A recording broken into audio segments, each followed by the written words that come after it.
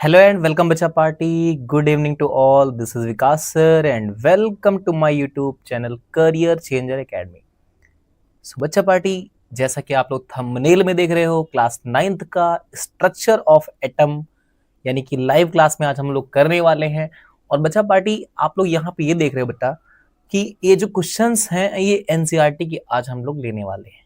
ठीक है, जो क्वेश्चंस हैं ये एनसीईआरटी के हैं, जो कि सारे क्वेश्चंस यानी जितने भी एनसीईआरटी के इन टेक्स्ट क्वेश्चंस हैं या फिर बैक साइड एक्सरसाइज क्वेश्चंस हैं, उन सारे क्वेश्चंस को आज हम लोग निस्तनाबूद करने वाले हैं. ठीक है, यानी कोई भी क्वेश्चन हो बच्चा, वो चाहे वो इन टेक्स्ट का हो और चाहे वो बैक साइड एक्सरसाइज को हो, उसको हम लोग सारे क्वेश्चंस को आज करने वाले हैं. यानी कहने का मतलब ये है कि स्ट्रक्चर ऑफ एटम की कहानी आज पूरी तरह से खत्म कर देने वाले हैं. ठीक है, तो क्या आप सब लोग रेडी हो खत्म करने के लिए कहानियों को?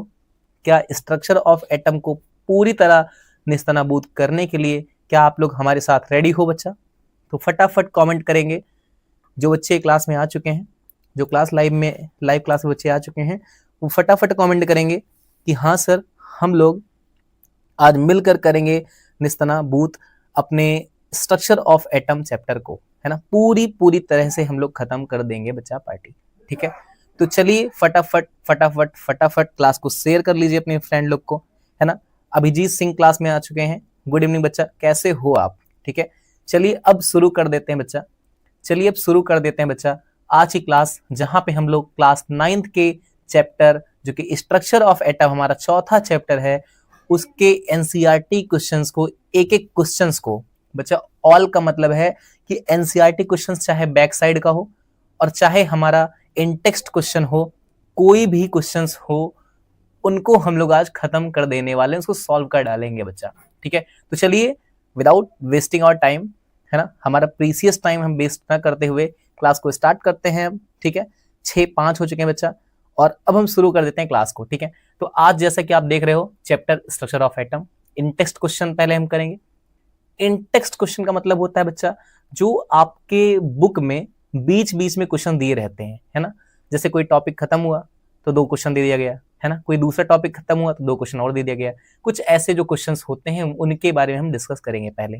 ठीक है, देखो बच्चा, तो एक मोटिवेशनल बातें हैं आपके लिए.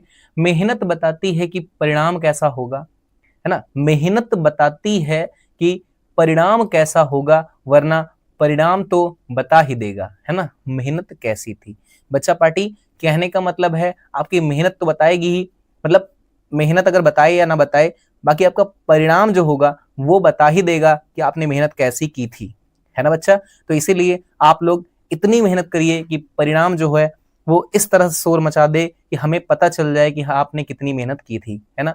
मेहनत बताए या ना बताए, लेकिन इतनी मेहनत करो बच्चा कि आपका परिणाम जो है बता दे, वो शोर मचा दे पूरी दुनिया में कि आपने कितनी मेहनत करी हुई थी, है ना. चलिए तो फटाफट क्लास को स्टार्ट कर देते हैं.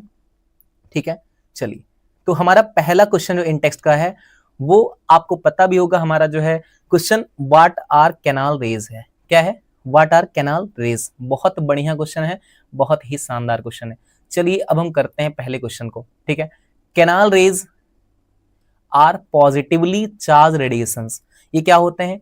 पॉजिटिवली चार्ज रेडिएशंस होते हैं. डिस्कवर किया था ई गोल्डस्टीन ने 1886 में. गोल्डस्टीन, ई गोल्डस्टीन का मतलब होता है अर्नेस्ट गोल्डस्टीन ने 1886 में इसकी डिस्कवरी की हुई थी पॉजिटिव चार्ज की. यानी जो प्लस चार्ज होते हैं बच्चा, जो हमारे प्लस चार्ज होते हैं, इन्हीं के बारे में बताया था हमारे गोल्डस्टीन ने. और इन्हीं को क्या कहा जाता है? एनोड रेज भी कहा जाता है. क्या कहा जाता है इनको एनोड रेज भी कहा जाता है. यानी कैनाल रेज एनोड रेज ही होती हैं, है ना बच्चा. एनोड रेज जो होती हैं उन्हीं को कैनाल रेज कहते हैं. इनकी प्रॉपर्टीज को देखें थोड़ा ध्यान से. They consist of positively charge particles, है ना. कैनाल रेज में क्या होता है? इसमें पॉजिटिवली चार्ज पार्टिकल्स होते हैं, यानी कि पॉजिटिव पार्टिकल्स इसमें होते हैं बच्चा. इस बात पर आप ध्यान दो. ठीक है, इसमें पॉजिटिव पार्टिकल्स होते हैं, इन बात पर आप ध्यान दो. ठीक है, उसके बाद अगर हम बात करें बच्चा, they travel in opposite direction to cathode rays, है ना. आपने देखा था कैथोड रेज जो होती हैं, जैसे अगर कैथोड रेज हैं तो कैथोड रेज कुछ इस साइड जा रही हैं, अगर अगर कैथोड रेज इस साइड जा रही हैं ऐसे, ठीक है, ये क्या है, कैथोड रेज है, तो उनके अपोजिट डायरेक्शन में हमारी एनोड रेज आती है। क्या आती है, एनोड रेज हमारी उनके अपोजिट डायरेक्शन में आती है, ठीक है ना, अपोजिट डायरेक्शन में आती है, मतलब कि उधर से आती है, एनोड प्लेट से आती है ना, वो तो एनोड प्लेट से आती है बच्चा ना, वो तो है ना सर, हाँ सर, एनोड प्लेट से आती है, तो वो होती है हमारी एनोड रेज। क्या होती है, एनोड रेज होती है। बहुत अच्छी बात, बहुत शानदार बात। तो ये बता दो बच्चा, इसी एनोड रेज को ही तो कहते हैं, इसी एनोड रेज को ही तो कहते हैं क्या, क्या कहते हैं बच्चा, कैनाल रेज। कैनाल रेज इसी को कहते हैं, है ना, कैनाल रेज इसी को कहते हैं। बहुत अच्छी बात है, बढ़िया है। तो यहाँ पे लिखा भी है, they are also called anode rays, ठीक है, बढ़िया है, बहुत अच्छा है, वेरी गुड। फिर दे ट्रेवल इन अपोजिट डायरेक्शन, हमने आपको बता दिया, कैथोड रेज अगर इधर जा रही हैं, इस साइड जा रही हैं, राइट साइड, तो एनोड रेज जो होती हैं वो लेफ्ट साइड जाएंगी। बहुत बढ़िया है, ठीक। Their mass depend on gas, है ना, जो इसका मास होगा, कैथोड रेज हो या एनोड रेज हो, इनका जो मास होगा, कैनाल रेज भी कह सकते हो आप, क्योंकि कैनाल पूछा गया आपसे, तो इनके जो मास होंगे वो गैस कैसी प्रेजेंट है, उसमें कौन सी गैस प्रेजेंट है, उस पर डिपेंड करेगा, है ना, उस पर डिपेंड करेगा कौन सी गैस प्रेजेंट है ना, इन डिस्चार्ज ट्यूब, यानी डिस्चार्ज ट्यूब में कौन सी गैस है उस पर डिपेंड करने वाला है कि उसका मास कितना होगा। तो शायद आपको, आई होप ये पहला क्वेश्चन क्लियर हो गया होगा बहुत अच्छे से, ठीक है ना। चलिए मूव करते हैं बच्चा पार्टी नेक्स्ट क्वेश्चन पर, जो कि हमारा दूसरा क्वेश्चन है। देखिए, तो ये आपका सेकंड क्वेश्चन है, ध्यान से देख लें क्वेश्चंस को अपने। If an atom contain 1 electron and 1 proton will it carry any charge. बहुत ही सिंपल सा क्वेश्चन है, पहले मैं एक्सप्लेन कर देता हूं इसको आपको, ठीक है, बहुत ही सिंपल सा, बहुत ही लाजवाब सा क्वेश्चन है, पहले मैं आपको एक्सप्लेन कर देता हूं इसको। देखिए, ध्यान से देखिएगा, अगर किसी के पास एक इलेक्ट्रॉन है, कोई भी एटम है जिसके पास एक इलेक्ट्रॉन और एक प्रोटॉन है, मींस हम कह सकते हैं उसके पास एक नेगेटिव चार्ज है और एक पॉजिटिव चार्ज है। दोनों, कहने का मतलब अगर प्लस और माइनस चार्ज बराबर है ना, अगर इक्वल है, तो एक नेगेटिव से एक पॉजिटिव कट जाएगा, और दोनों कटने के बाद हम कह सकते हैं कि न्यूट्रल हो जाएगा। यानी जब आप मैथ्स पढ़ते हो तो वहां +1 अगर आ गया और -1 आ जाएगा, उसको भी सॉल्व करते हो बच्चा तो आपका आ जाता है 0, यानी कि न्यूट्रल, ठीक है। सेम वैसे ही कहानी यहां पर भी होगी, अगर दोनों बराबर है, इलेक्ट्रॉन एक है और प्रोटॉन भी एक है, तो हम कह सकते हैं दोनों मिलाकर कैंसिल आउट हो जाएंगे और चार्ज जो होगा वो कोई भी चार्ज नहीं आएगा, कह सकते हैं न्यूट्रल चार्ज आएगा, ठीक है। सुमित क्लास में आ चुके हैं, नमस्ते सुमित, कैसे हो बच्चा। यस पटेल आ चुके हैं, अभिजीत, ठीक है, आप सभी बच्चों का मोस्ट वेलकम है क्लास में, ठीक है। अब इसका आंसर पढ़ लें आप लोग एक बार, तो बच्चा, no it will not carry any charge, है ना, कोई भी चार्ज नहीं कैरी करेगा। रीजन देखो, बहुत अच्छे से रीजन लिखा हुआ है, ठीक है। Proton has positive charge, proton के ऊपर पॉजिटिव चार्ज होता है, सीधी सी बात है। इलेक्ट्रॉन हैज नेगेटिव चार्ज, बड़ी अच्छी बात है, ठीक है। Both charge cancel each other, दोनों चार्जेस हैं वो कैंसिल कर देते हैं दोनों को, ठीक है, दोनों चार्जेस जो हैं वो कैंसिल हो जाते हैं, क्योंकि प्लस है और एक माइनस है, तो both charges cancel each other, ठीक है। So the atom become neutral, जिसकी वजह से जो एटम है वो न्यूट्रल हो जाता है। इस बात को आप बहुत ध्यान से समझ लीजिए, ठीक। एक प्लस है, एक माइनस है, इसलिए न्यूट्रल हो गया। 10 प्लस होता और 10 माइनस होता तब भी न्यूट्रल हो जाता। लेकिन अगर मैं कह दूं कि 10 प्लस है और 11 माइनस है, तो बच्चा पार्टी आप यहां पर आप समझोगे थोड़ा ध्यान से कि 10 इलेक्ट्रॉन अगर हैं, कह सकते हो 10 प्रोटॉन, क्योंकि पॉजिटिव है ना, तो 10 पॉजिटिव वाला 10 निगेटिव को तोड़ देगा, यानी काट देगा, लेकिन यहां पर एक निगेटिव बच जाएगा, है ना, तब इसके ऊपर चार्ज आ जाएगा। कौन सा चार्ज आ जाएगा, नेगेटिव चार्ज आ जाएगा। इस बात पर ध्यान दीजिएगा, यानी कि बराबर बराबर रहेगा, है ना, बराबर बराबर रहेगा, यानी 1 इलेक्ट्रॉन और 1 प्रोटॉन, तब तो कोई दिक्कत नहीं है ना बच्चा, कोई दिक्कत नहीं है। लेकिन अगर 10 इलेक्ट्रॉन और 11 प्रोटॉन है, तो 10 इलेक्ट्रॉन से 10 प्रोटॉन से 10 इलेक्ट्रॉन जो हैं वो कैंसिल हो जाएंगे, बाकी आपका एक इलेक्ट्रॉन यहां पर बच जाएगा, ठीक है, जिसको आप कह सकते हो एक इलेक्ट्रॉन मतलब 1 minus charge, because you know very well electron have negatively charged, ठीक है ना, तो 1 नेगेटिव चार्ज आ जाएगा। बाकी क्वेश्चन आपका ये नहीं पूछा था, क्वेश्चन ने जो पूछा था उसको मैंने आपको समझा दिया अच्छे से कि जितने प्लस हैं उतने माइनस होंगे तो न्यूट्रल हो जाएगा, सीधी सी कहानी है। ठीक, मूव करते हैं नेक्स्ट क्वेश्चन पर। On the basis of Thompson model explain how atom is neutral, यानी कि थॉमसन मॉडल के अकॉर्डिंग बताइए कि जो एटम होता है वो न्यूट्रल कैसे है, यानी थॉमसन के मॉडल के हिसाब से बताना है कि एटम न्यूट्रल कैसे है। एटम है क्या, न्यूट्रल है ना, एटम कैसे है, न्यूट्रल है। लेकिन वो क्या ऐसा बता देते हैं थॉमसन जिससे ये पता चल जाता है कि एटम न्यूट्रल है। चलिए देखते हैं, पढ़ते हैं अच्छे से। Atom is positively charge sphere, सीधी सी बात है, ये कहते हैं जो एटम होगा वो पॉजिटिवली चार्ज स्फीयर होगा। जैसे मान लेते हैं ये एटम है, ठीक, और इसमें बहुत सारे पॉजिटिव चार्ज होते हैं। ये कौन कहता है, ये थॉमसन कहते हैं कि एटम में बहुत सारे पॉजिटिव चार्ज होते हैं, सीधी सी बात है, बहुत बढ़िया। फिर electron are embedded in it, यानी कि इलेक्ट्रॉन इसी में एम्बेडेड होते हैं, यानी कि धसे होते हैं कह सकते हैं, धसे होते हैं कह सकते हैं। कहने का मतलब कुछ ऐसा, इलेक्ट्रॉन जो है इसी में धसे होंगे, ऐसे बीच बीच में इलेक्ट्रॉन होंगे, इसमें क्या होगा, बीच बीच में इसमें इलेक्ट्रॉन भी होगा भाई। बहुत अच्छी बात है, बहुत अच्छी बात है, ठीक है ना, बहुत ध्यान से देखिएगा आप लोग, समझ में चीजों को आएगा आपको। ठीक है, तो इसी के बीच बीच में जो है इलेक्ट्रॉन होता है। इसका एग्जाम्पल दिया था जैसे प्लम्स होते हैं, जैसे प्लम्स होते हैं पुडिंग में, वैसे प्लम की जगह इन्होंने कहा इलेक्ट्रॉन, है ना, प्लम को ही इलेक्ट्रॉन बता दिया था। और एक एग्जाम्पल लिया था सीड इन वाटरमेलन। अगर आप वाटरमेलन के सीड के बारे में बात करो तो जैसे तरबूज में जो बीए होते हैं वो धसे होते हैं, वैसे इन्होंने कहा था कि एटम में इलेक्ट्रॉन धसे होते हैं। ठीक है, ये बताए थे। फिर इन्होंने एक चीज और बताई थी, कहा था कि टोटल पॉजिटिव चार्ज, जितने पॉजिटिव चार्ज होते हैं वो बराबर होते हैं टोटल नेगेटिव चार्ज के। ठीक है, अगर भाई देखो अभी जस्ट मैंने बताया आपको कि यहां पे देखो एक इलेक्ट्रॉन है तो एक प्रोटॉन है, यानी 1 + 1 माइनस, है ना, 1 + 1 माइनस। तो यहां पे देखिए जितने पॉजिटिव चार्ज उतने ही नेगेटिव चार्ज। अगर हम कह दे 10 पॉजिटिव है, प्लस चार्ज है 10, और 10 नेगेटिव चार्ज है, माइनस चार्ज है, ऐसे लिख लो इसको आप। ठीक है, तो अगर दोनों बराबर बराबर है, यानी +10 है और -10 है, तो कहने का मतलब ये हो जाएगा, कहने का मतलब ये हो जाएगा बच्चा पार्टी कि दोनों मिलाकर, है ना, दोनों मिलाकर न्यूट्रल हो जाएंगे। सॉल्व करके अगर आप चेक करोगे, आसी क्लास में आ चुकी है, गुड इवनिंग बच्चा, सॉल्व करके अगर आप देखोगे तो 0 ही आएगा, 0 ही आएगा, इस बात पर ध्यान दो। ठीक है, तो कहने का मतलब टोटल पॉजिटिव चार्ज और टोटल नेगेटिव चार्ज थॉमसन कहते हैं बराबर होता है। ठीक है, देयरफॉर एटम्स एज होल, इसका मतलब ये हो गया एटम पूरी तरह से क्या होता है, इलेक्ट्रिकली न्यूट्रल होता है। इस बात को हमें समझना चाहिए अच्छे से। ठीक है, बहुत अच्छी बात है, बहुत शानदार तरीके से आपको समझ में आ रहा होगा।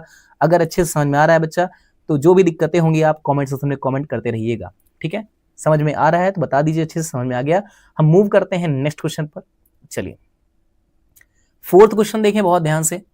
On the basis of Rutherford model, यानी रदरफोर्ड के मॉडल के हिसाब से आपको बताना है, on the basis of Rutherford model which सब atomic particles is present in the nucleus. Simple सा क्वेश्चन है कि न्यूक्लियस, वैष्णवी गुप्ता क्लास में आ चुके हैं, मोस्ट वेलकम बच्चा। देखिए on the basis of Rutherford model, Rutherford model के अकॉर्डिंग बताना है कि कौन सा सब एटॉमिक पार्टिकल्स, अच्छा कौन कौन से होते हैं सब एटॉमिक पार्टिकल्स, इलेक्ट्रॉन होता है, प्रोटॉन होता है और न्यूट्रॉन होता है। लेकिन यहां पूछा क्या गया है, पूछा गया रदरफोर्ड के हिसाब से, यानी रदरफोर्ड के मॉडल के अकॉर्डिंग आप बताइए कि कौन सा सब एटॉमिक पार्टिकल जो है न्यूक्लियस में था। ठीक है, तो अब हम इसको पढ़े हुए हैं पहले से ही, है ना, प्रोटॉन होता है, क्योंकि उन्होंने रदरफोर्ड ने अपना एक्सपेरिमेंट किया था जिसमें चेक किया था उन्होंने, सेंटर में न्यूक्लियस में क्या होता है, प्रोटॉन होता है ना, प्रोटॉन होता है। ठीक है, तो द न्यूक्लियस कंटेन प्रोटॉन, ये बताए थे रदरफोर्ड। ठीक है, लेटर यानी बाद में, later it was discovered that neutron are also present, बाद में क्या हुआ कि हमें ये भी पता चल गया कि न्यूट्रॉन भी प्रेजेंट होता है। ठीक है, ये बाद में पता चला, ध्यान रखिएगा। उन्होंने क्या बताया था, केवल प्रोटॉन के बारे में बताया था, उन्होंने क्या बताया था कि केवल प्रोटॉन के बारे में, कि प्रोटॉन होता है।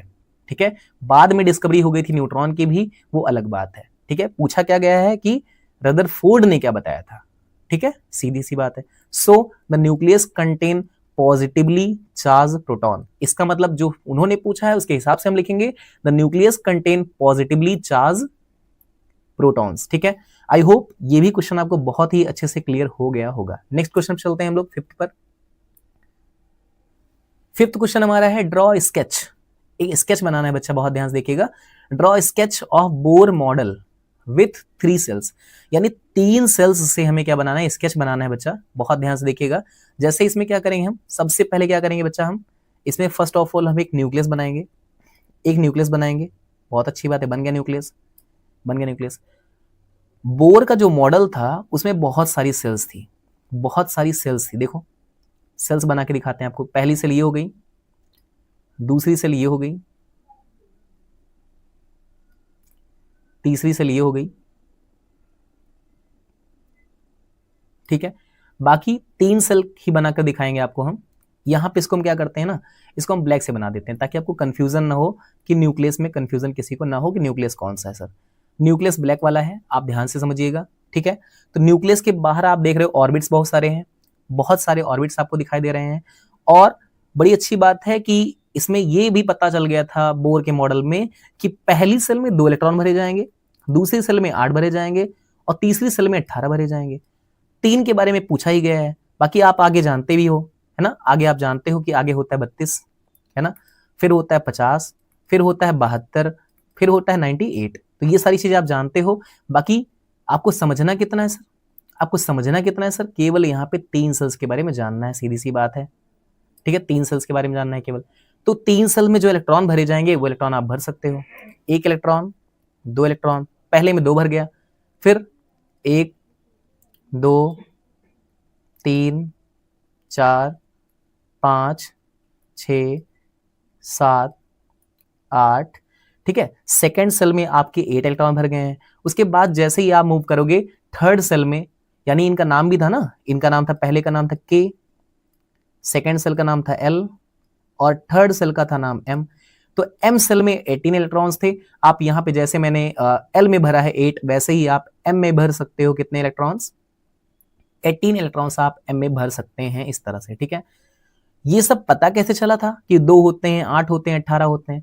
इसके लिए नील्स बोर ने एक रूल दिया था, आपको शायद पता होगा, 2n² का रूल था। सेजल क्लास में आइए। नमस्ते बच्चा, कैसी हो? योगेंद्र, कालिका यादव, इशिता ठाकुर, सभी बच्चों का मोस्ट वेलकम है क्लास में बच्चा। चलिए फटाफट आप देखते रहिए कहानियों को। ड्रॉ स्केच बनाना था, तो स्केच हमने बना दिया है। जहां पे अंदर में न्यूक्लियस है, न्यूक्लियस पॉजिटिवली चार्ज होता है। पहली सेल के वाली सेल है और के वाली सेल में 2 इलेक्ट्रॉन होते हैं, बहुत बढ़िया है, ठीक है। दूसरी सेल में यानी एल सेल में 8 इलेक्ट्रॉन होते हैं, एम सेल में 18 इलेक्ट्रॉन होते हैं, भर के देख लीजिएगा आप, ठीक है, बहुत बढ़िया है। तो यहाँ पे पढ़ लेते हैं क्या क्या लिखा हुआ है आंसर में, ठीक है। आंसर लिखने के पैटर्न को भी देखिएगा बहुत ध्यान से, ठीक है। आपको ऐसे ही आंसर्स लिखने हैं, आपको सेम ऐसे ही आंसर्स लिखने हैं आपके एग्जाम में, ठीक है। Bohr's model has nucleus at centre, यानी जो बोर का मॉडल था उसमें क्या था कि न्यूक्लियस के बीच, मतलब जो सेंटर में ही न्यूक्लियस था, है ना, सेंटर में ही न्यूक्लियस था। 3 सेल्स कौन कौन सी, के एल एम, ठीक है। उसके बाद एम सेल जो है थर्ड सेल है, ठीक है। के सेल में कितने इलेक्ट्रॉन, 2, एल सेल में कितने इलेक्ट्रॉन, 8, एम में कितने, 18, है ना। इस तरह से बताया गया था, ठीक। बहुत अच्छे तरीके से आपने स्केच बना लिया है। 5th क्वेश्चन हो गए हमारे। अब चलते हैं, मूव करते हैं नेक्स्ट क्वेश्चन पर। बच्चा पार्टी बहुत ध्यान से देखिएगा। 6th क्वेश्चन हमारा है। अब लिखा हुआ है यहां पे, बहुत ध्यान से देखिएगा क्वेश्चन को। What would happen if alpha scattering experiment is done with metal other than gold, यानी क्या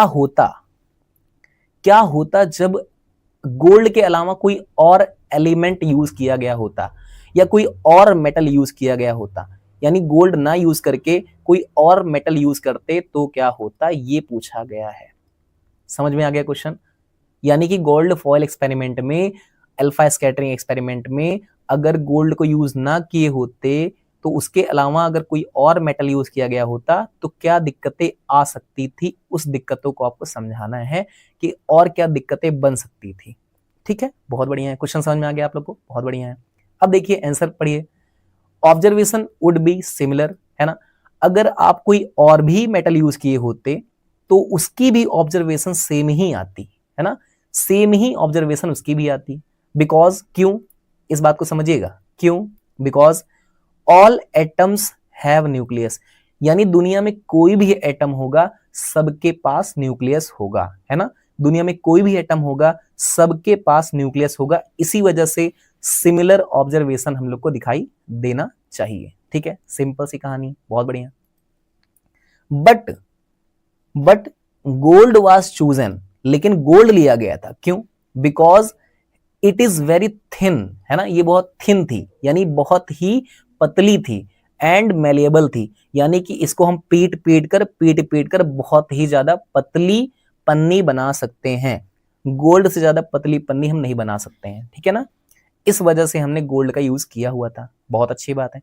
अदर मेटल में not give very clear result, है ना, और मेटल्स को करके चेक किया गया, और मेटल्स को चेक करके किया गया, लेकिन उसमें जो है अच्छा रिजल्ट नहीं आया जितना अच्छा गोल्ड के फॉयल में आया हुआ था, ठीक है ना। अदर मेटल में not give very clear result if foil is thick, अगर फॉयल थिक यूज की जाएगी, कहने का मतलब सबसे पतली पन्नी गोल्ड से ही बना सकते हैं हम लोग, सीधी सी बात है।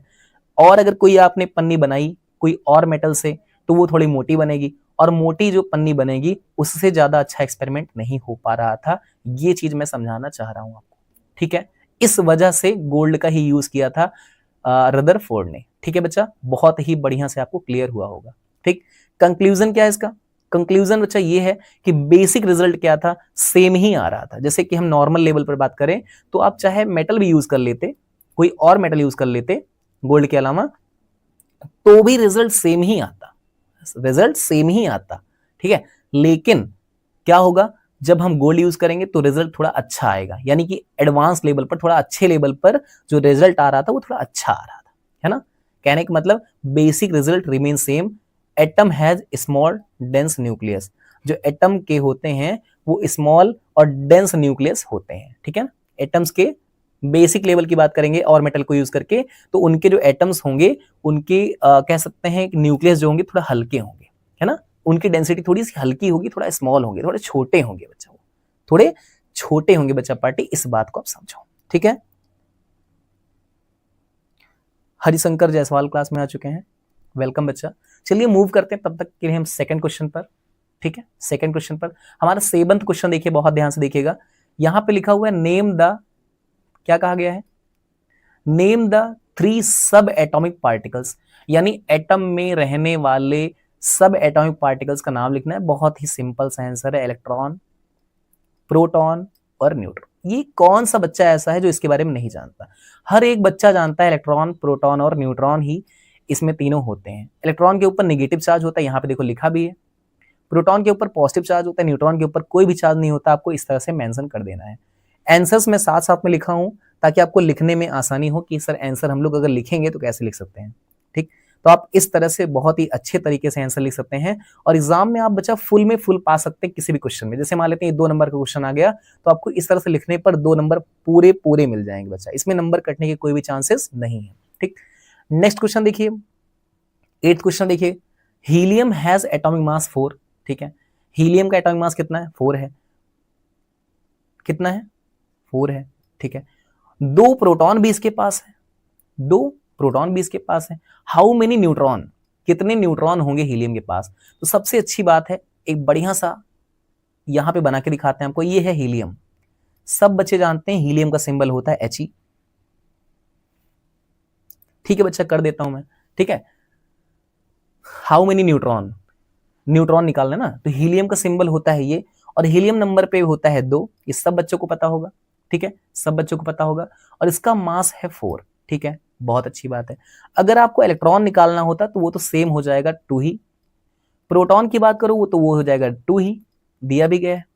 न्यूट्रॉन की अगर बात करो बच्चा तो हो जाता है A minus proton, A minus proton, तो A कितना है, यानी कि मास कितना है, मास निकालना ही है ना, क्या निकालना था, मास तो पता है ना बच्चा, मास पता है, ठीक है, मास पता है हमें। तो एटॉमिक मास कितना है हमारे पास, 4 है, यहां देखो लिखा है 4U, तो हम कह सकते हैं सर 4 और माइनस प्रोटॉन कितने हमारे पास, 2 प्रोटॉन है, यानी कि 4 - 2 = 2 आ जाएंगे। मींस हम कह सकते हैं बच्चा हमारे न्यूट्रॉन हो जाएंगे 2। ठीक है, न्यूट्रॉन हमारे हो जाएंगे 2। बहुत ही शानदार तरीके से आपको क्लियर हो गया होगा। ठीक है बच्चा, ये आपका आंसर आ चुका है। ठीक है, आप यहां पर देख सकते हो किस तरह से सॉल्व किया गया है। ये फॉर्मूला बनाया गया है, mass number = proton plus neutron. ये फॉर्मूला है, इस फॉर्मूले को आप बहुत ध्यान से दिमाग में बैठा सकते हो बच्चा, बहुत ही ज्यादा इंपॉर्टेंट फॉर्मूला है। ठीक है, चलिए मूव करते हैं नेक्स्ट क्वेश्चन पर। अब क्या लिखा हुआ है, right distribution of electron in carbon and sodium. ठीक है, कार्बन और सोडियम को हम कैसे डिस्ट्रीब्यूट करते हैं। नील्स बोर का कॉन्सेप्ट आया था जिसमें बताया गया था डिस्ट्रीब्यूट कैसे किया जाता है। देखो, कार्बन लिख देते हैं, कार्बन 6 नंबर पे होता है, सब बच्चों को पता है। मास इसका जो होता है वो 12 होता है, ये भी सबको पता होगा। इसका इलेक्ट्रॉनिक कन्फिगरेशन अगर करेंगे आप तो 2 कितना होता है, इसमें 6 इलेक्ट्रॉन होते हैं, तो 2,4 हो जाएगा बच्चा, 2,4 हो जाएगा इसका इलेक्ट्रॉनिक कन्फिगरेशन। ठीक है ना, बहुत ही अच्छी बात है। इलेक्ट्रॉनिक कन्फिगरेशन केवल पूछा गया तो साफ साफ केवल उतना ही काम करिए जितना क्वेश्चन में पूछा गया है। ठीक है, अभिषा मिश्रा, वेरी गुड बच्चा। देखिए, उसके बाद अगर हम आ जाते हैं सोडियम पर, तो सोडियम होता है हमारा Na। ठीक है, ये 11 नंबर पर होता है, सब बच्चों को पता होगा। इसके जो मास होते हैं वो 23 होता है। इलेक्ट्रॉनिक कॉन्फ़िगरेशन की बात करोगे तो 2 भरेंगे यहाँ पहली सेल में, 2 भरा ही जाता है। फिर 8 भरोगे, इसमें 8 मैक्सिमम भरे जाते हैं, और बचे हुए इलेक्ट्रॉन हमारी लास्ट सेल में जाएगा, यानी KLM सेल में जाएगा। ये M सेल में चला गया, और यही हमारा आउटर मोस्ट इलेक्ट्रॉन भी होता है। यानी जिस सेल में है उस सेल को कहेंगे आउटर मोस्ट सेल, और जो इलेक्ट्रॉन है उसको कहा जाएगा आउटर मोस्ट इलेक्ट्रॉन। ठीक है ना, या फिर वैलेंस इलेक्ट्रॉन कहा जा सकता है, या फिर इसका नाम वैलेंस इलेक्ट्रॉन भी होता है। ठीक है, तो जो पूछा गया था उसको हमने बता दिया है। अब मूव करते हैं नेक्स्ट क्वेश्चन पर, बहुत ध्यान से देखते जाइएगा। चलिए, how to find valency of chlorine, sulphur and magnesium. सीधी सी बात है, बहुत ही सिंपल सी कहानी है, सिंपल सी कहानी है। हम यहाँ पे करके ही दिखाएंगे आपको, थोड़ा ज्यादा अच्छा लगता है लिखकर करने में। क्लोरीन 17 नंबर पे है, इलेक्ट्रॉनिक कॉन्फ़िगरेशन हो जाएगा 287, बहुत अच्छी बात है, बहुत जानदार बात है। सल्फर की बात कर लेते हैं, 16 नंबर पे होता है। इलेक्ट्रॉनिक कॉन्फ़िगरेशन की बात करेंगे तो 286। आप लोग को भी मुझे लगता है लिखकर करने बहुत मजा आता होगा, है ना।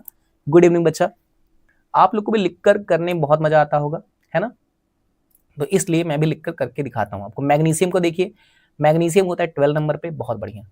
इसका इलेक्ट्रॉनिक कॉन्फ़िगरेशन कितना होगा सर, 282 होता है, बहुत अच्छी बात है। अब आपसे यहाँ पे वैलेंसी पूछी गई है बच्चा। सबसे पहले तो आपको बता दूं, लास्ट सेल में कितने इलेक्ट्रॉन है, 7 है। यहाँ पे कितने हैं, 6 हैं, बहुत अच्छा बात है। यहाँ पे सर 2 है, बहुत अच्छा। ठीक है, ये सारे हमारे आउटर मोस्ट सेल के इलेक्ट्रॉन्स पता चल चुके हैं। ठीक है, बहुत अच्छी बात है। अब हम लास्ट में अगर यहाँ पे देखेंगे बच्चा ना, तो यहाँ पे कितने इलेक्ट्रॉन चाहिए, आप ये दिमाग लगाया करो कितने इलेक्ट्रॉन इसको चाहिए। ये देगा तो है नहीं, क्योंकि समोसा भाई ये खाना चाहता है ना। अब इसके पास 7 रुपया है, तो समोसा खाने के चक्कर में रहेगा, सोचेगा कोई 1 इलेक्ट्रॉन दे दे हमें, मीन्स 1 इलेक्ट्रॉन ये ले लेगा किसी से। कहने का मतलब, अगर 1 इलेक्ट्रॉन ले रहा है तो जितना इलेक्ट्रॉन ले रहा है या जितना इलेक्ट्रॉन देता है वही उसकी वैलेंसी होती है, मीन्स वैलेंसी 1 हो जाएगी। वैलेंसी में प्लस माइनस नहीं लिखा जाता है। ठीक है, ये चेक कर लीजिए कितना लिया है कितना दिया है, लेकिन यहाँ पर प्लस माइनस वैलेंसी में मत लिखिए। ठीक, वैलेंसी इसकी 1 हो जाएगी, सीधी सी बात है। सल्फर में देख लीजिए, सल्फर में 6 है। आपके पास अगर 6 रुपया है और 8 रुपए का समोसा मिलता है, समोसे का एग्जाम्पल लेकर चलते हैं, तो आपको 2 रुपया और चाहिए। आप ये नहीं सोचेंगे किसी से हम जो भाई क्या कर दें, 6 रुपया दे दें और कोई और समोसा खा ले, ऐसा हम नहीं सोचेंगे। तो हम 1 इलेक्ट्रॉन किसी और से लेंगे और 1 इलेक्ट्रॉन किसी और से लेंगे, या ऐसा ट्राई करेंगे दोनों इलेक्ट्रॉन हमें कोई ना कोई दे दे, सीधी सी बात है। तो 2 इलेक्ट्रॉन अगर हम किसी से ले रहे हैं तो कहने का मतलब वैलेंसी भी हमारी 2 हो जाएगी। जितना इलेक्ट्रॉन दे रहे हैं या ले रहे हैं उसे वैलेंसी कहते हैं। यहाँ पर देखिए, आउटर मोस्ट सेल में 2 इलेक्ट्रॉन है। नील्स बोर बाबा ने कहा था कि 2 नहीं होना चाहिए, 2 नहीं होना चाहिए। आप क्या करो बच्चा, कि आप यहाँ पे डोनेट कर दो दोनों। ठीक है, क्योंकि हमारा 8 होना चाहिए, तो अगर तुम डोनेट कर दोगे तो यहाँ पे ये वाला लास्ट इलेक्ट्रॉन बन जाएगा। बात को समझे, अगर ये 2 यहाँ से हट जाएगा तो ये जो हमारी दूसरी सेल है ये लास्ट सेल बन जाएगी। बच्चा बहुत ध्यान से देखिएगा। तो यहाँ पे हम 1 इलेक्ट्रॉन डोनेट करेंगे, फिर से 1 इलेक्ट्रॉन डोनेट करेंगे, कहने का मतलब 2 इलेक्ट्रॉन डोनेट करेंगे, तो इसकी वैलेंसी हो जाएगी 2। बहुत ही शानदार तरीके से आपको मैंने समझाया है कि कैसे आप वैलेंसी निकालोगे। ठीक, और भी तरीके होते हैं वैलेंसी निकालने के, ऐसा नहीं है। ठीक है, जैसे कहने का मतलब अगर सेल में आपके, ठीक है, आउटर मोस्ट सेल में एक इलेक्ट्रॉन है, दो इलेक्ट्रॉन है, या तीन है, या चार है, ठीक, तो वैलेंसी सेम हो जाएगी, है ना। वैलेंसी क्या हो जाएगी, सेम हो जाएगी। बहुत ध्यान से देखिएगा, जैसे यहाँ पे दो था ना लास्ट में, तो वैलेंसी दो हो गई, सीधी सी बात थी। बट अगर मैं कह दूं आपसे, अगर मैं आपसे कह दूं कि वैलेंसी अगर हो जाए 5, 6 या 7, है ना, या 8, तो आप वैलेंसी निकालने के लिए क्या करते हो, 8 में से माइनस कर देते हो outer most electron, outer electron लिख देते हैं, आउटर इलेक्ट्रॉन को क्या कर देते हो, माइनस कर देते हो, किसमें से, 8 में से। ये ध्यान रखिएगा। ठीक, चलिए करके दिखा दे आपको जल्दी से। देखिए, जल्दी से देखिए बच्चा, कैसे करेंगे आप। देखो यहाँ पे अगर आप देखें, इस बात को रूल समझ के चलिएगा, है ना, ये दोनों बातों को आप रूल समझ के चलेंगे, बहुत ध्यान से देखेंगे इस चीज को। ये आपका रूल है, समझ लीजिए। ठीक है, ये रूल है आपका, ठीक है ना, ये आपका रूल है, दो रूल है यहाँ पे, ठीक है ना, दो रूल है यहाँ पे। चलिए, तो एक रहे, दो रहे, तीन रहे, चार रहे, तो वैलेंसी सेम हो जाएगी, कोई दिक्कत नहीं। लास्ट में आपने देखा यहाँ पे दो है, तो वैलेंसी दो हो गई, सीधी सी बात है।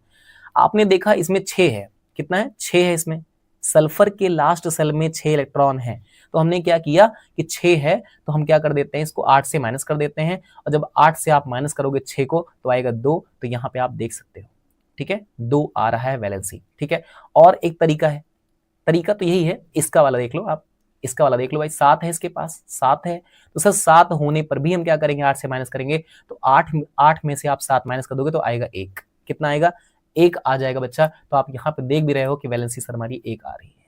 तो इस तरह से आप वैलेंसी चेक कर सकते हो, यहाँ पे सारा कुछ लिखा हुआ है, ठीक है, सारा कुछ लिखा हुआ है यहाँ पे अच्छे से। इसकी क्लोरीन की वैलेंसी निकाली गई, इलेक्ट्रॉनिक कॉन्फ़िगरेशन निकाला गया, वैलेंसी 1 आ गई, बहुत अच्छी बात है। सल्फर का निकाला गया इलेक्ट्रॉनिक कॉन्फ़िगरेशन, इसकी वैलेंसी 2 आ गई है, हमने सॉल्व करके दिखा दिया आपको अच्छे से।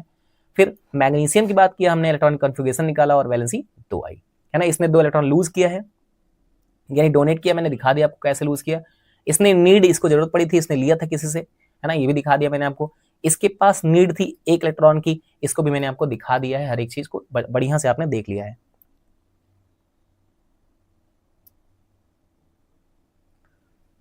10th क्वेश्चन, अच्छा 10th क्वेश्चन मुझे एक्सप्लेन करना है क्या, ठीक है, 10th क्वेश्चन देख लेते हैं क्या है। 10th क्वेश्चन मिस हो गया, सॉरी। अब देखिए फटाफट, 10th क्वेश्चन में क्या है, if K and L shell are full, अगर हम कह दें कि मान लेते हैं के सेल है और एल सेल है, आप फटाफट कमेंट करके बताओ कि के सेल में कितने इलेक्ट्रॉन होते हैं, 2 होते हैं, एल सेल में कितने होते हैं, 8 होते हैं, और दोनों अगर कंप्लीट है, दोनों कंप्लीट है कहने का मतलब इसमें भी 2 है और इसमें कितना है, इसमें 8 है।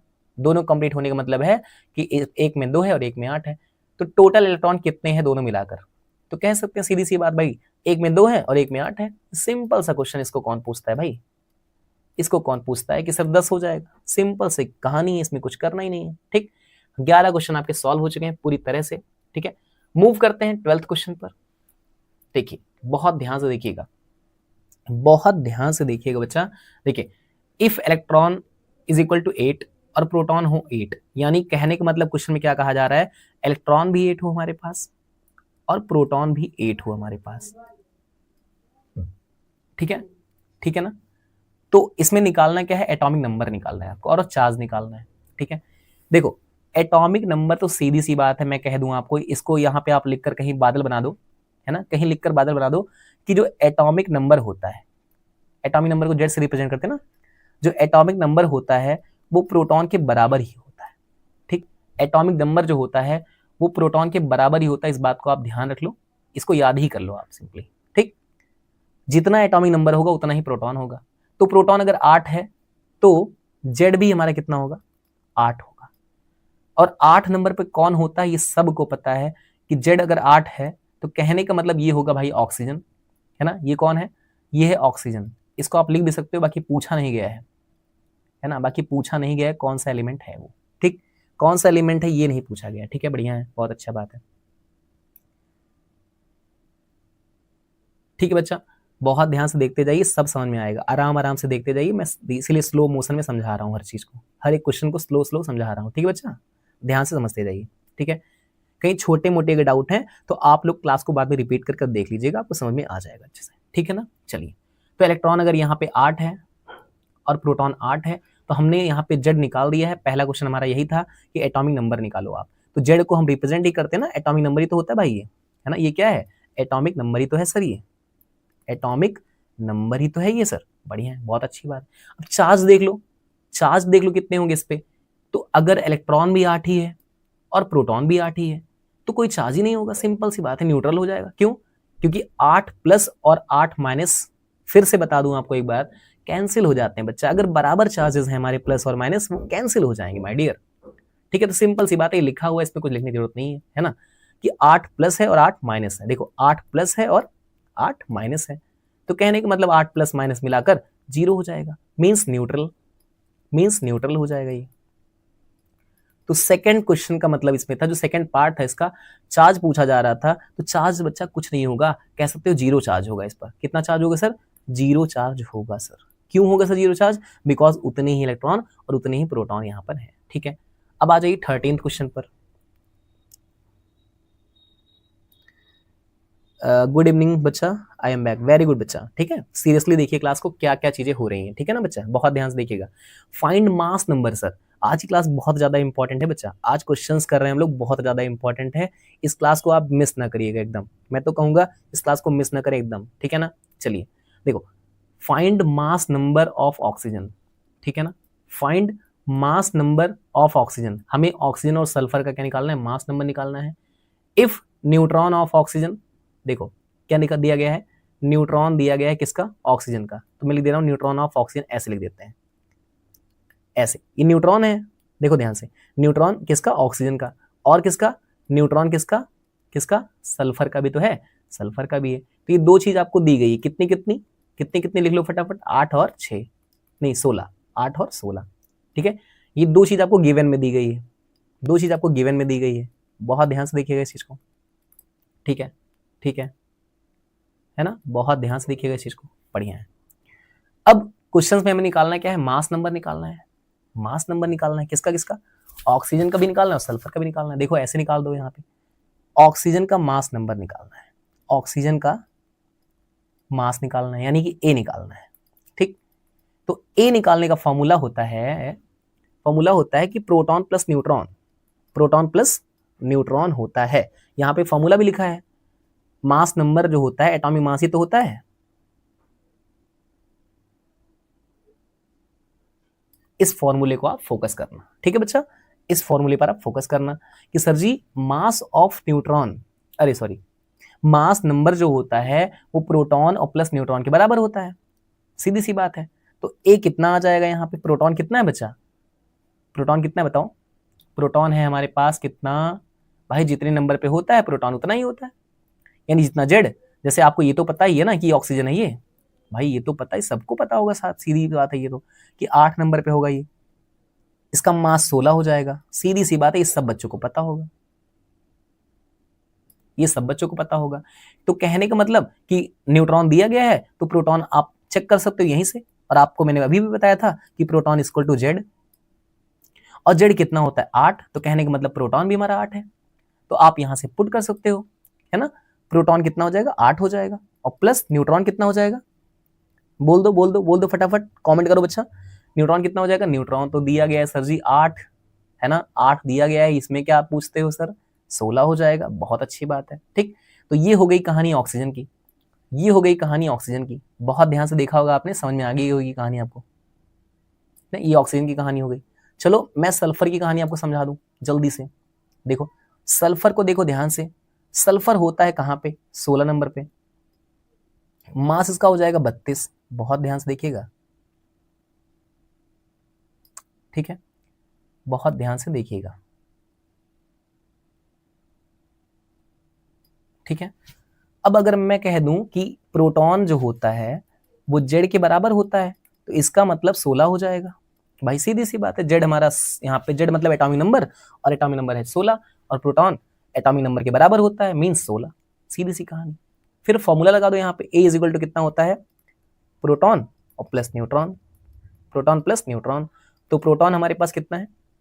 16, न्यूट्रॉन कितना है हमारे पास? न्यूट्रॉन हमारा सर 16 ही है, न्यूट्रॉन भी 16 ही है, न्यूट्रॉन भी सर। सॉल्व करेंगे आपको आएगा 32, मीन्स आपका मास निकल चुका है 32। यहां पर आपका मास निकल चुका है 16। आप आंसर भी चेक कर सकते हो, बगल में है। ठीक, यहां पे देखो मास नंबर 16 आया और मास नंबर 32 आया। मैंने आपको करके अच्छे से दिखा दिया कैसे करेंगे आप, मैंने आपको करके अच्छे से दिखा दिया कैसे करेंगे बच्चा आप। ठीक है, बहुत बढ़िया, बहुत शानदार। चलिए मूव करते हैं नेक्स्ट क्वेश्चन पर, 14th नंबर क्वेश्चन पर मूव करते हैं बच्चा। देखो ध्यान से देखिएगा आप लोग, for H D and T, देखो ध्यान से देखिएगा, आपको बता देता हूं मैं एच डी और टी के बारे में। ये तीनों हाइड्रोजन के आइसोटोप हैं, प्रोटियम, ड्यूटेरियम और ट्राइटियम। ठीक है, ये तीनों हमारे आइसोटोप हैं हाइड्रोजन के। इसको हम ऐसे भी लिख सकते हैं, हाइड्रोजन 11, हाइड्रोजन 12 और इसको लिख सकते हैं हाइड्रोजन 13। इस तरह से आप इसको लिख सकते हैं। ठीक है, इस तरह से इसको आप लिख सकते हैं, बहुत अच्छी बात है। अब अगर मैं कह दूं कि जो आपका H है, ये आपका इलेक्ट्रॉन प्रोटॉन न्यूट्रॉन लिखा हुआ है। ठीक है, इलेक्ट्रॉन है, ये प्रोटॉन है और ये न्यूट्रॉन है। ठीक है, सारी वैल्यूज लिखी हुई है इलेक्ट्रॉन प्रोटॉन और न्यूट्रॉन की। गुड इवनिंग बच्चा, कैसे हो अक्षत? ठीक है, देखो यहां पे ये है और ये है, ये तीन हमारे आइसोटोप्स हैं किसके? हाइड्रोजन के। अगर कहीं पे आइसोटोप हाइड्रोजन का आइसोटोप लिखना होगा तो आप ऐसे सेट कर सकते हो। ठीक, अच्छा बताओ तो इसमें कितने इलेक्ट्रॉन हैं? आप खुद बताओ इलेक्ट्रॉन कितने हैं सर? तो जितने जेड होते हैं यानी एटॉमिक नंबर जितना होता है उतने इलेक्ट्रॉन होते हैं। तो इलेक्ट्रॉन हो जाएगा कितना? इलेक्ट्रॉन कितना हो जाएगा? इसका इलेक्ट्रॉन हो जाएगा सर 1, इसके पास इलेक्ट्रॉन भी 1 ही हो जाएगा, इसके पास भी इलेक्ट्रॉन 1 ही हो जाएगा। कहने का मतलब जेड के बराबर ही होता है। और प्रोटॉन भी सेम होता है भाई, प्रोटॉन भी 1 हो जाएगा, 1 हो जाएगा, 1 हो जाएगा, बिकॉज प्रोटॉन जो होता है सिंपल सी बात जेड के बराबर ही होता है। इसको तो हम लोग बढ़िया से रट चुके हैं, इसको हम बढ़िया से रट चुके हैं, है ना, हम बढ़िया से रट चुके हैं बच्चा। अब देखो न्यूट्रॉन की बात कर लो, तो न्यूट्रॉन की बात अगर करोगे आप तो न्यूट्रॉन का फॉर्मूला होता है, आप देखो फिर से फॉर्मूला बता दूं आपको एक बार मैं, तो ए का फॉर्मूला क्या होता था? ए का फॉर्मूला होता था प्रोटॉन प्लस न्यूट्रॉन। ठीक है, इस फॉर्मूले को याद रखना, इसी फॉर्मूले से आप न्यूट्रॉन का फॉर्मूला बना दोगे। कैसे बनाओगे सर? देखो आप अगर यहां न्यूट्रॉन निकालना चाहते हो तो न्यूट्रॉन निकलेगा कुछ ऐसे, ए माइनस प्रोटॉन से, है ना, एटॉमिक मास माइनस प्रोटॉन से आपका ये फॉर्मूला बन जाएगा, है ना, ये फॉर्मूला आपका बन जाएगा। ठीक है ना, इसको बॉक्स की बना दो जैसे बना है वहां पे भी। ठीक है, ठीक है बच्चा, बहुत ध्यान से देखते जाइएगा। ये फॉर्मूला हमारा बन गया, 2 फॉर्मूले हो गए। ए निकाल सकते हो आप, पी भी निकाल सकते हो, एन भी निकाल सकते हो, है ना, मैथ्स आती होगी तो ये निकल जाएगा आपका आराम से। अब देखो फॉर्मूला आपका N is equal to A minus P, means A कितना है, मास कितना है, मास कितना है, देखो 1 मास है, तो 1 में से 1 जाएगा तो न्यूट्रॉन एक भी नहीं होगा। आपको करना हो तो कर सकते हो यहाँ पे ऐसे, 1 माइनस 1, 1 कौन है? एटॉमिक मास ए, है ना, फॉर्मूला लिख देते हैं एक बार यहाँ, ए माइनस पी, यहां लिख देते हैं ए माइनस पी, यहां लिख देते हैं ए माइनस पी। ठीक है ना, प्रोटॉन है भाई ये, तो ए कितना है, मास इसका कितना है भाई? इसका मास है सर, इसका मास है सर, कितना मास है? इसका मास 1 है और 1 में से 1 जाएगा, और यहाँ पे मास 2 है, 2 में से 1 जाएगा, और यहाँ पे मास 3 है, 3 में से 1 जाएगा। ठीक है, इस तरह से आप प्रोटॉन सब में 1 1 ही होंगे। सॉल्व करके देख सकते हो आप, यहाँ पे आ जाएगा 1, देख लो, सॉल्व करके देख लो आप, यहाँ पे आ जाएगा 0, सॉरी यहाँ पे आ जाएगा 0, यहाँ पे सॉल्व करोगे तो आप आ जाएगा 1, यहाँ पे सॉल्व करोगे तो यहाँ आ जाएगा 2। ठीक है, इस तरह से वैल्यूज आ जाएंगी। तो हमने न्यूट्रॉन निकाल दिया। मेन कहानी न्यूट्रॉन की थी, मेन कहानी न्यूट्रॉन की ही थी कि कैसे कैसे निकलेगा। ठीक है, मेन कहानी न्यूट्रॉन की थी। तो हमने यहाँ पे एच डी और टी के बारे में आपको अच्छे से एक्सप्लेन कर दिया है। ठीक है, बहुत बढ़िया बच्चा, कैसे हो बच्चा आप लोग? ठीक है, समझ में आ रहा है सब कुछ? सब कुछ अच्छे से समझ में आ रहा है माय डियर? बढ़िया से सब कुछ समझ में आ रहा है, कोई दिक्कत तो नहीं हो रही है आपको? बढ़िया से सारी कहानियां समझ में आ रही है अच्छे से? चलो अब मूव करते हैं हम लोग 15th क्वेश्चन पर। 15th क्वेश्चन देखिएगा ध्यान से, इसमें क्या कहा जा रहा है 15th में? तो बच्चा इसमें 15th में कहा जा रहा है sir, right the electronic configuration of one pair of isotope और आइसोबार। यानी आइसोटोप का एक एग्जांपल ले लो, ठीक, और एक आइसोबार का एग्जांपल ले लो। आइसोटोप के एग्जांपल की बात करें तो आइसोटोप का ये भी एग्जांपल ले सकते हो आप, ठीक है, हाइड्रोजन वाला, जो आपको तुरंत मैंने समझा दिया है। बाकी हम यहाँ पे दूसरे एग्जांपल से आपको समझाना चाहते हैं। ठीक, कार्बन का एग्जांपल ले लो यहाँ पे आप, कार्बन का एग्जाम्पल ले लो बच्चा आप, ठीक। कैसे लोगे कार्बन का एग्जाम्पल, देखो मैं समझाता हूँ आपको। कार्बन एक होता है कार्बन 12 और एक होता है कार्बन 14, दो कार्बन होते हैं, होते दोनों सेम नंबर पे हैं, है ना, लेकिन दोनों के मासेस अलग अलग होते हैं बच्चा, दोनों के मासेस अलग अलग होते हैं बच्चा, ठीक है। आई होप सबको ये चीज अच्छे से समझ में आ रही होगी बच्चा। 9th क्लास की केमिस्ट्री को अगर स्ट्रॉन्ग कर लेते हो आप लोग तो 10th क्लास की केमिस्ट्री आपको बहुत ही मजेदार तरीके से समझ में आएगी। तो इसलिए बहुत ध्यान से बने रहिए क्लास में और समझते रहिए चीजों को, ठीक है, चीजों को समझते रहिए बहुत ही शानदार तरीके से, ठीक है। तो देखो बच्चा, आइसोटोप का एग्जाम्पल हमने कार्बन लिया है और हमें क्या करना था क्वेश्चन में, क्या कर, एक बार पढ़ लो क्वेश्चन। हाँ, इलेक्ट्रॉनिक कॉन्फ़िगरेशन करना है बच्चा। पार्टी बहुत आसान है, इलेक्ट्रॉनिक कॉन्फ़िगरेशन दोनों का कर लो आप, चाहे इसका कर लो और चाहे इसका कर लो, क्योंकि इलेक्ट्रॉनिक कॉन्फ़िगरेशन में ही इलेक्ट्रॉन के ऊपर चलती है कहानी, है ना। कॉन्फ़िगरेशन कर लो इसका, इसका होगा 2-4 और इसका भी होगा 2-4, मतलब सर जी आप चाहे इसको ले लो और चाहे इसको ले लो, दोनों में ही क्या हो जाएगा, दोनों में ही क्या हो जाएगा, हमारा जो कॉन्फ़िगरेशन होगा उतना ही आएगा, 2-4 है ना। बेवकूफ बनाने की कोशिश की गई है क्वेश्चन में कि बच्चा यहाँ पे 12 है मास और यहाँ 14 है, मास से डिपेंड ही नहीं होता है इलेक्ट्रॉनिक कॉन्फ़िगरेशन, इस बात को आपको ध्यान देना है, ठीक। मास से कोई मतलब ही नहीं है, जिससे मतलब है उसको मैंने ब्लैक सर्कल कर दिया है ना, उसको हम ब्लैक सर्कल कर दिए 6-6, दोनों में 6-6 है, तो सीधी सी बात है इलेक्ट्रॉनिक कॉन्फ़िगरेशन में कोई दिक्कत नहीं आने वाली, ठीक। एक एग्जाम्पल ये हो गया इसका। चलो दूसरा देख लो आप लोग, आइसोबार देख लो बच्चा, आइसोबार देख लो। आइसोबार में आप आर्गन ले लो और कैल्शियम ले लो। देखो मैं बताता हूं आपको, आर्गन और कैल्शियम, ठीक है। आर्गन होता है 18 नंबर पे और कैल्शियम होता है 20 नंबर पे।